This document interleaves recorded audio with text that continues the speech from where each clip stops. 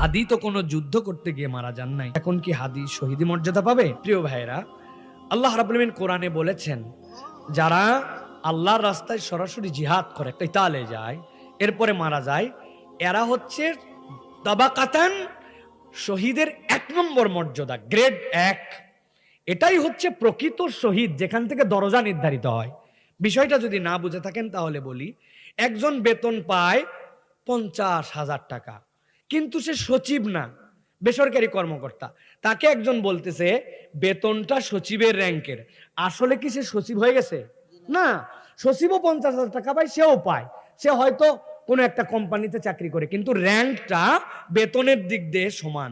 তাহলে আল্লাহর জন্য যে ডাইরেক্ট জীবন দিয়ে দেয়, সামনাসামনি যুদ্ধ করে জীবন দিয়ে দিছে, ওই শাহাদতটা মর্যাদার দিক দিয়ে স্ট্যান্ডার্ড।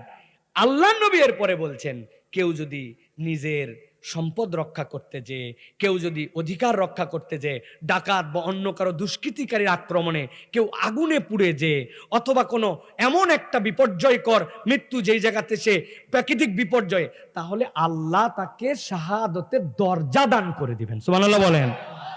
কিন্তু ওইটা আলাদা আর এইটা আলাদা। সেই হিসাবে বলবো, সে তো যুদ্ধ করতে যায় নাই, কিন্তু ইনসাফের পক্ষে ছিল, দ্বীনের পক্ষে ছিল, আল্লাহ রাসূলের পক্ষে ছিল, কোরআনকে পছন্দ করত, হাফেজে কোরআন ছিল, কোরআনের সিনার মধ্যে কোরআন ছিল। এইগুলার কারণেই বিরোধীরা তাকে টার্গেট করে ফেলছে।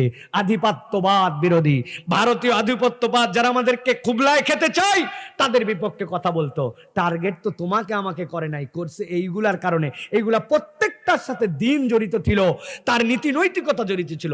এই হিসাবে হাদিকে আল্লাহ রাব্বুল আলামিন আশা করছি আমরা শাহাদতের মর্যাদা দান করবেন। আল্লাহ যেন কবুল করেন, বলেন আল্লাহুম্মা আমিন।